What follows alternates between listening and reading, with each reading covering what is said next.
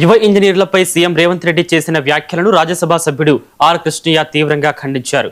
Fee reimbursement బకాయిలను వెంటనే విడుదల చేసి పాత విధానాన్ని కొనసాగించాలని ప్రభుత్వాన్ని కోరారు.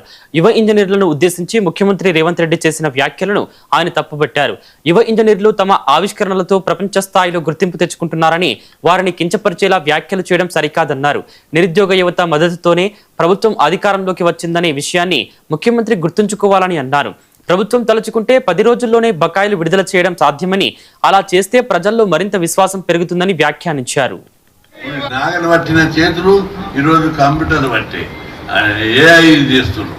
ఈ విధంగా ప్రపంచం లోపలనే పెను మార్పులకు శ్రీకారం చుడుతున్నటువంటి ఇంజనీరింగ్ విద్యార్థులు ఇన్నోవేటివ్ ఐడియాస్, క్రియేటివ్ ఐడియాస్ తోటి ప్రపంచ స్థితిగతులనే మారుస్తున్న ఇంజనీరింగ్ విద్యార్థులను క్రిమినల్ అనడాన్ని మేము తీవ్రంగా ఖండిస్తున్నాం.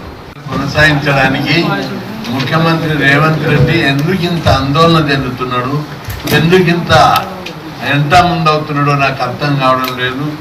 ఇంత ఆందోళన చెందవలసినది కాదు. ముఖ్యమంత్రి అనుకుంటే ఒక 10 రోజుల్లో ఈ స్కీమ్ బకాయిలు ఇవ్వచ్చు, ఈ స్కీమ్ను యథావిధిగా కొనసాగించవచ్చు. ఇది ఒక పెద్ద సమస్యనే కాదు. దీన్ని అనవసరంగా పెద్ద సమస్యగా చూస్తున్నాడు. ఎందుకంటే 3 ఏళ్ళు అయింది.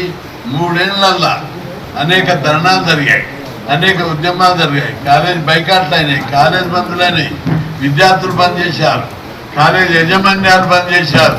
ఎవరు బంద్ చేస్తే వాళ్ళకు ఎదురుదారి చేసి బ్లాక్మెయిల్ చేయడానికి చూస్తుడు.